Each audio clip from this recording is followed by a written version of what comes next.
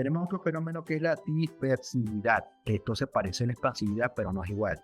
¿Por qué? Porque se presenta también en suelos que tienen altos contenidos de fino. Pero en estos casos lo que va a pasar es que el suelo, una vez que se satura, una vez que se hidrata, el material va más bien a tender a separarse. Y en la medida que más dispersivo es, pues va a intentar a separarse más. Esto también provoca la pérdida de densidad del material, genera también en galerías al interior o zonas de zonas vacías de la estructura del suelo y puede sobrellevar a un asentamiento o un colapso.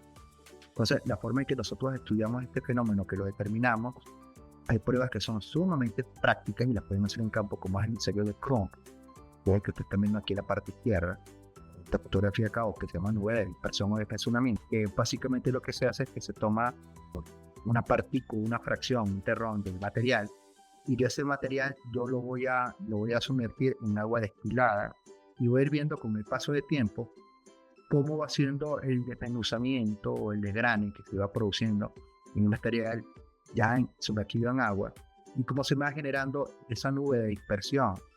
Entonces, en la medida en que mi material es más dispersivo, entonces va a haber una nube muchísimo más acusada, va a estar mucho más desmenuzado el material y bueno, aquí tenemos los grados de reacción de esta prueba. Y yo sumerjo el material con esta agua y al cabo de un tiempo, pues no, el agua no se enturbia, esto es una prueba de turbidez, pero mi suelo no va a ser dispersivo. Si yo tengo ya un poquito de generación, una reacción, ya el material se empieza a deshacer, voy a tener algo de coloides alrededor de ese terrón, ese material puede ser muy levemente dispersivo. Ya si se me genera una reacción un poco más intensa, más visualmente más reconocible, y los coloides están más distribuidos, ocupando más la sección del recipiente, ese ya es un material dispersivo. Y si ya se me genera este anillo, esta nube totalmente tensa y el material todo se disgrega, es porque es un material altamente dispersivo. Ahora, esto es una prueba, como ustedes verán, de tipo cualitativa. Esta prueba yo la empleo como una prueba para hacer una preselección, una prueba de reconocimiento, con la cual yo voy a ver, bueno, si tengo material que es potencialmente dispersivo, sea dispersivo, luego para poder hacer un estudio más detallado de las distintas muestras, aquella que presentó el mayor grado de dispersión es la que yo elijo para hacerle pruebas un poco más específicas, porque muchas veces tengo limitaciones económicas para hacerle las pruebas más complejas a todos los materiales. Entonces yo hago estas pruebas de descarte, ya que hay que presentar la primera reacción en la que yo someto a otro tipo de pruebas. Tenemos, por ejemplo, pruebas como es la prueba pinhole, la prueba de doble hidrómetro y el porcentaje intercambiable de sodio. Esto está asociado a que tenemos la misma monorilonita sódica que les mencioné, que es altamente expansiva, también un suelo que puede comportarse de forma bastante dispersiva. Entonces, en suelos expansivos tenemos, por ejemplo, pruebas como son las pruebas de libre y controlada, así como la identificación mediante descriptores básicos.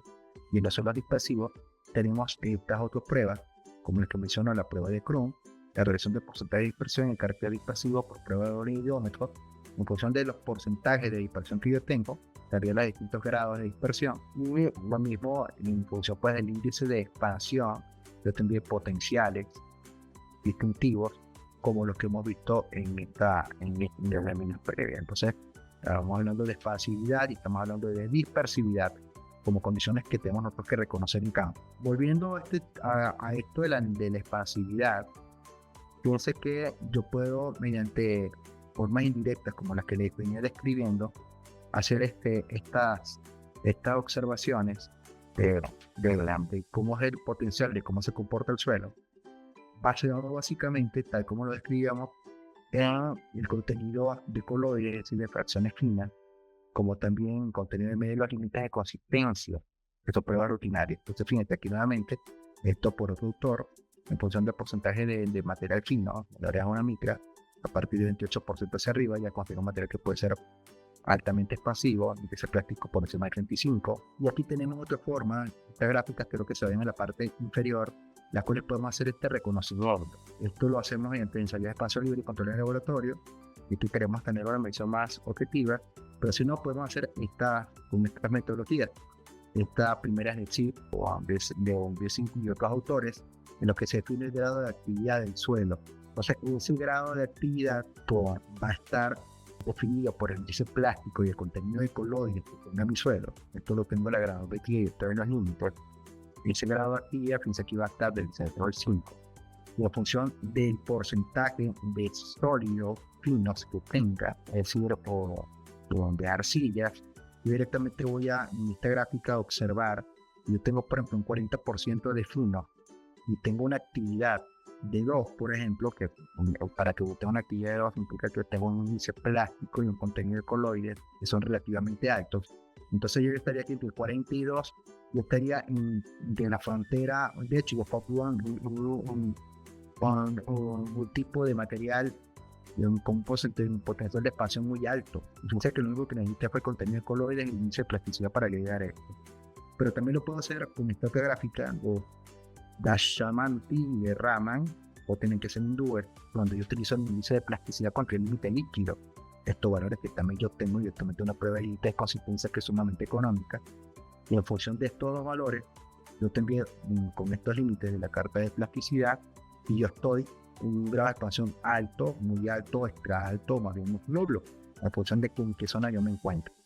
Y tenemos otro último medio, que es de Van der Merwe, donde en función del índice de plasticidad de la muestra, contra el porcentaje de arcilla que tiene toda la muestra, que este es parecido a este, un poco parecido, determina zonas también donde en función pues, de cómo estén estos valores, estos parámetros, yo tendría un potencial de expansión muy alto, alto, medio o bajo. Entonces, en el caso, para estar en una zona baja, básicamente lo que tengo que tener es un contenido o un índice de plasticidad que sea bajo. Meter más alto el índice de plasticidad, sin importar necesariamente de que yo tenga un contenido de arcillas no tan alto, yo puedo estar ya con potencial medio o alto de pasividad. Ahora vamos a hablar de otra propiedad, que es la permeabilidad. Esta se define en función del coeficiente de permeabilidad y se miden unidades como las que muestro en pantalla, metros por segundo, metros por día, centímetros por segundo, y es quizás el parámetro hidráulico, uno de los factores que va a tener más fluctuaciones en función del tipo de suelo, incluso en el tiempo también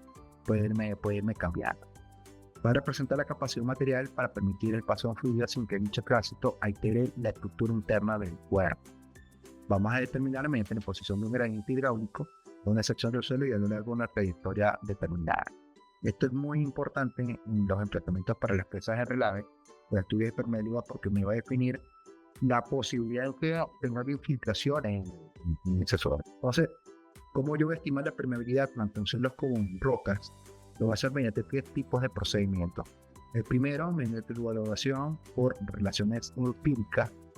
Estas relaciones van a estar establecidas entre la misma permeabilidad y alguna característica del suelo, que normalmente va a ser la granulometría. Mientras la granulometría estén constituidas por fracciones más gruesas, el suelo va a ser más permeable, mientras que si hay un predominio de fracciones finas, el suelo va a tener una permeabilidad menor. Va a ser también posible hacer su estimación por medida directa sobre una muestra adecuada, una muestra que no esté inalterada, una muestra que esté inalterada, pero una muestra no perturbada en laboratorio. Recuerden lo que vimos al principio, porque si yo la altero, pues ya se pierde ese arreglo que ya tiene y por tanto, pues ya la permeabilidad no va a ser representativa.